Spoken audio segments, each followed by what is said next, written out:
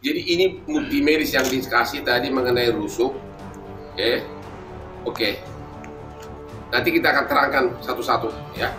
Yang kedua adalah dikasih juga bukti medis dari rumah sakit, semua penjelasannya ada lengkap semua. Mana itu? Itu yang healing dulu. Jadi memang ini bukti medis bahwa memang secara medis bermasalah. Jadi tidak benar dan adalah fitnahan dari pihak sana yang mengatakan bahwa itu darah bohong-bohongan. Itu sangat kejam. Kenapa hidungnya bisa berdarah? Karena yang pertama tulang hidungnya sudah terkonfirmasi sudah patah, kan begitu. Maka kita akan mencari nanti, kita akan membuktikan, kita akan buka itu nanti di pengadilan. Alasan-alasan apa aja sih yang bisa membuat hidung itu berdarah? Jadi gini aja, secara medis sudah terbukti ada bukti KDRT-nya secara medis. Ya. Itu jadi yang dikasih tadi itu bukti-bukti medis kekerasan akibat kekerasan fisik, yaitu pasal 44 ayat 1 yang ancaman hukumannya 5 tahun. Ya nanti kita akan buktikan di pengadilan lah. Biarkan ahlinya yang akan menyampaikan hal tersebut, begitu loh. Biarkan ahlinya yang mengetahui, yaitu dokter forensik atau dokter ahli THT, begitu loh. Ahli hidung, ahli tulang, mungkin yang akan bisa menyampaikan, begitu. Apakah hidung itu berdarah? Apa aja sih penyebabnya, begitu kan? Tetapi sekali lagi sudah terkonfirmasi bahwa tulang hidungnya tidak mengalami patah. Lalu saya mencoba mencari tahu dari sana-sini, termasuk saya juga menghubungi Ibu Made Ayu. Lalu jawabannya tidak diangkat juga dan tidak ada respon apa-apa saat itu. Saya juga mengerti bagaimana kondisi keluarganya. Kalau nggak ngerti cerita yang sebenarnya pasti jadi kemana-mana. Ya memang semua kuncinya di sana. Makanya saya selalu bilang, Abi, ya mestinya dia gentleman ya. Intinya tidak ada pendekatan dari keluarga dia, itu aja jawabannya. Nggak tahu ya, saya mengharapkan keluarganya kan dekat ya sama keluarga saya. Tapi sampai sekarang tidak ada. Kalau mungkin keluarganya datang. Nggak ada datang atau tidak? Tidak. Ya udah, artinya tidak ada pendekatan untuk minta maaf ataupun untuk berusaha menjalin hubungan, tidak ada. Kemarin, Vena Melinda bersama kuasa hukumnya, Hotman Paris Hutapea, memenuhi panggilan Polda Jatim untuk memberikan BAP tambahan terkait kasus dugaan KDRT yang dilakukan Ferry Irawan terhadap Vena yang menyebabkan hidung dan tulang rusuknya retak. Dengan adanya bukti tambahan tersebut, Vena tanpa ragu sedikit pun akan tetap melanjutkan proses hukum yang sedang berjalan. Dengan kata lain, tidak ada pintu perdamaian untuk Ferry Irawan.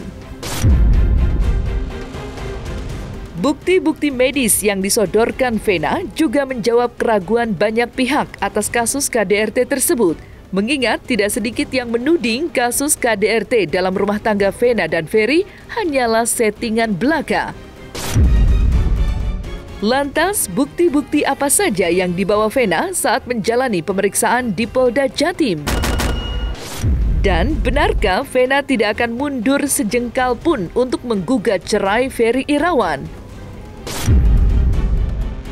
Dan seperti apa pula tanggapan dari pihak Ferry mengenai hal tersebut? Saksikan selengkapnya hanya di Cumikem In-Depth berikut ini.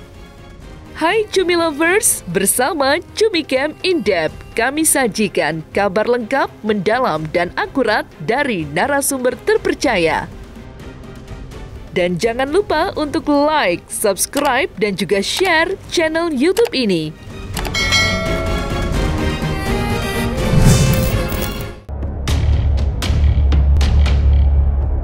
Kamis 26 Januari 2023, Vena Melinda ditemani kuasa hukumnya, Hotman Paris, memenuhi undangan penyidik atas laporan yang dibuatnya terkait kekerasan dalam rumah tangga atau KDRT yang diduga dilakukan oleh Ferry Irawan. Saat jumpa pers dengan awak media, Vena akhirnya menunjukkan bukti-bukti kekerasan baik fisik maupun psikis yang dialaminya. Apa yang disampaikan Vena tidak lain sebagai bantahan atas pernyataan Ferry Irawan soal darah yang dianggap hanya settingan belaka. Maka seperti inilah pernyataan Vena Melinda terkait hasil pemeriksaan di Polda Jatim. Dan seperti apa tanggapan dari pihak Ferry Irawan mengenai hal tersebut? Hari ini tanggal 26 Januari sudah BAP yang ketiga nih ya. BAP yang ketiga dari Vena sebagai pelapor. Dan hari ini BAP itu antara lain satu, yang pertama berisi Vena kasih semua bukti-bukti medis mengenai akibat KDRT, terutama yang sekarang masih kesakitan adalah dia punya rusuk dan mana tadi coba, inilah bukti medisnya di mana terjadi apa namanya itu? Nah, retak. Nah, coba tunjukin yang mana retaknya itu. Yang kedua adalah dikasih juga bukti medis apa tuh dari rumah sakit, semua penjelasannya ada lengkap semua. Mana itu? Itu yang hidung dulu. Jadi memang ini bukti medis bahwa memang secara medis bermasalah. Jadi tidak benar dan adalah fitnahan dari, tunjukin Bu, dari pihak sana yang mengatakan bahwa itu darah bohong-bohongan. Itu sangat kejam. Jadi gini aja, secara medis sudah terbukti ada bukti KDRT-nya secara medis. Ya. Itu jadi yang dikasih tadi itu bukti-bukti medis kekerasan akibat kekerasan fisik. Yaitu pasal 44 ayat 1 yang ancaman hukumannya 5 tahun. Apa yang saya pertanyakan berkaitan dengan tulang hidung yang patah. Saya mendengar sendiri di salah satu media, Ibu V menyampaikan bahwa tulang hidungnya tidak patah, tetapi mengalami pendarahan, mimisan, begitu loh. Maka saya mendapatkan jawaban bahwa memang tulang hidungnya tidak patah.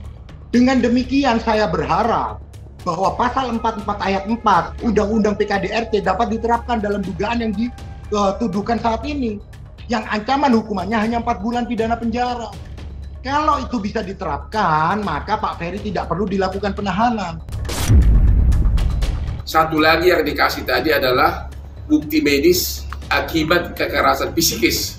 Jadi bukti medis sudah lengkap dan Anda saya kira sudah tahu ini adalah bukti medis yang pada saat kejadian itu ya live ada saksi live melalui video call yang melihat darah itu bercucuran. Ada beberapa saksi sudah di BAP dan semua mengakui. Dan terjadi kegaduhan di kamar tersebut. Jadi fitnah benar kalau pihak sana mengatakan itu adalah darah buatan atau dia memukul-pukul dirinya, itu fitnah benar. Ya nanti kita akan buktikan di pengadilan lah. Biarkan ahlinya yang akan menyampaikan hal tersebut, begitu loh. Biarkan ahlinya yang mengetahui, yaitu dokter forensik atau dokter ahli THT, begitu loh. Ahli hidung, ahli tulang, mungkin yang akan bisa menyampaikan, begitu. Apakah hidung itu berdarah? Apa aja sih penyebabnya, begitu kan? Tetapi sekali lagi sudah terkonfirmasi bahwa tulang hidungnya tidak mengalami patah, begitu. Kuasa hukum Vena Melinda, Hotman Paris Hutapea, membeberkan keinginan Vena usai menjalani pemeriksaan sebagai pelapor di Polda Jatim atas dugaan KDRT yang dialaminya. Kasus dugaan KDRT yang dialami Vena Melinda telah menjadi sorotan banyak orang. Tidak sedikit yang mendukung langkah berani Vena melaporkan suaminya Ferry Irawan hingga ia harus mendekam dalam tahanan. Lantas, hal apa saja yang disampaikan Vena di hadapan penyidik dan langkah hukum apa yang akan ditempuh pihak Ferry Irawan usai permintaannya bertemu dengan Vena ditolak dengan tegas? Sampai hari ini, Ferry ditahan di Polda Jatim dan tidak ada perintah penangguhan penahanan. 2, pemberkasan perkara sudah mendekati selesai, sudah hampir selesai, dan dalam waktu dekat kemungkinan besar akan dilimpahkan ke kejaksaan. Menurut penyidik, bukti-bukti yang dituduhkan atas apa yang dituduhkan sudah cukup kuat. Ya, sudah cukup kuat. Yang ketiga, sudah dipastikan bahwa Vena tidak mau berdamai, bahkan memerintahkan untuk segera mengajukan gugatan cerai. Itulah perkembangan terakhir, dan kasus ini bukan hanya memberikan perlindungan hukum kepada Vena Melinda, tapi kepada jutaan wanita Indonesia. Kasus KDRT di mana orang yang diduga pelaku langsung ditahan. Dari awal sebelum kejadian tanggal 8 saya mau cerai, tapi saya belum cukup berani karena saya malu awalnya. Karena saya baru menikah belum setahun, tapi yang mendominasi adalah saya itu cinta banget sama Ferry. Tapi di tanggal 8 Januari pada saat dia tidak mengaku 2 kali dan dia menghalang-halangi saya pada saat saya meminta pertolongan. Fix buat saya Bang, bukan imam yang saya cari. Jadi saya pikir cerai itu dari awal. Dan saya lebih yakin lagi sekarang tinggal masalah prosedur secara birokrasi atau secara administrasi aja yang tinggal saya belum. Artinya niat kamu sampai hari ini cerai, itu jawabannya. Karena ini sudah berdampak ya sangat luar biasa terhadap keluarga besar Mas Ferry. Artinya opini publik ya yang dibangun oleh pihak-pihak tertentu sudah sangat merugikan dari pihak keluarga besar Mas Ferry Irawan. Kita sama sekali tidak ada komunikasi dan lalu tahu-tahu sudah berada di kantor polisi. Lalu saya mencoba mencari tahu dari sana sini, termasuk saya juga menghubungi Ibu Made Ayu. Lalu jawabannya tidak diangkat juga dan tidak ada respon apa-apa saat itu. Kita ikutinlah proses hukumnya, dan saya berharap ayolah kedua belah pihak, kalaupun tidak ada upaya perdamaian, mari kita ikutin proses hukum dengan baik. Itu aja, nggak ada masalah. Toh Pak Ferry sudah di dalam, sudah ditahan. Walaupun Pak Ferry sudah ditahan, bukan berarti Pak Ferry sudah dinyatakan bersalah. Seseorang itu dianggap tidak bersalah sampai ada putusan pengadilan yang berkekuatan hukum tetap yang menyatakan seseorang itu bersalah, begitu loh. Jadi selama belum ada putusan pengadilan yang berkekuatan hukum tetap, Pak Ferry dianggap tidak bersalah. Kedatangan Vena Melinda ke Polda Jatim mempertegas langkah ibu 3 anak itu untuk tetap melanjutkan proses hukum Ferry Irawan ke pengadilan atas dugaan KDRT. Beredar kabar, Vena menolak untuk bertemu dengan Ferry meski sang suami telah berkirim surat kepadanya. Tidak hanya itu, Vena juga akan tetap melanjutkan keinginannya untuk menggugat cerai Ferry Irawan. Lantas, seperti apa tanggapan kuasa hukum Ferry Irawan terkait hasil pemeriksaan Vena di Polda Jatim? Dan langkah hukum apa yang akan ditempuh Ferry Irawan pasca keinginannya untuk berdamai dengan tegas ditolak mentah-mentah oleh Vena? Karena harapan Pak Ferry pada hari ini bisa dipertemukan dengan Ibu V sendiri. Nah, harapan kami sebenarnya dalam pertemuan, katakanlah terjadi pertemuan, itu tidak harus langsung terjadi perdamaian hari ini, kan begitu. Tentu namanya perdamaian itu kan membutuhkan proses, membutuhkan waktu. Tetapi paling tidak ada upaya yang dimulai, kan begitu. Nah, sayangnya di hari ini tidak ada upaya pertemuan tersebut. Dan sudah disampaikan oleh statement dari kuasa hukum sendiri mengatakan sudah tidak ada pintu perdamaian, tidak ada lagi mediasi, begitu loh. Nah, itu yang sangat disayangkan oleh Pak Ferry sendiri dan kami tim kuasa hukum. Kami berharap bahwa kami menginginkan di mana ada proses, paling tidak ada pertemuan dulu lah untuk mengawali proses perdamaian tersebut. Tetapi karena tadi sudah disampaikan tidak ada lagi upaya perdamaian, begitu, maka kami sekarang saat ini fokus di proses penegakan hukumnya. Kami fokus terhadap strategi pembelaan kami nanti, begitu. Saya hanya ingin memperjuangkan apa yang menjadi kebenaran buat saya. Yang jelas tadi, Ferry kirim surat ke penyidik agar dipertemukan dengan Vena. Vena sudah jelas menolak, tidak mau lagi ketemu dia. sekali lagi proses penegakan hukum itu kan prosedurnya ya memang sampai kepada pengadilan. Kecuali begitu kan, kecuali kalau memang terjadi perdamaian dan ada pencabutan. Itu bisa menghentikan prosesnya berkaitan dengan laporan ini, akan mencari atau mencapai keadilan restoratif. Tetapi selama memang kedua belah pihak tidak mencapai perdamaian, maka kalau kita menyebut proses hukum akan masuk ke dalam proses persidangan. Nah, di situ akan diuji fakta-faktanya seperti apa, alat buktinya seperti apa. Tempat mengujinya itu adalah di persidangan, begitu loh. Jadi kalau kita berbicara proses penegakan hukum, ya tentu akan sampai berakhir di proses pengadilan, proses persidangan, begitu loh. Dan kami sudah siap untuk strategi kami untuk melakukan pembelaan nanti, untuk membuka fakta. Bener nggak sih terjadi dugaan tindak pidana kekerasan dalam rumah tangga, begitu loh. Saya juga heran, kenapa kok ditanyakan kepada Ibu V? Kan saya tidak pernah menyebutkan siapa yang berperkara di sana, ada kasus apa di sana. Tidak pernah sekalipun saya menyebutkan.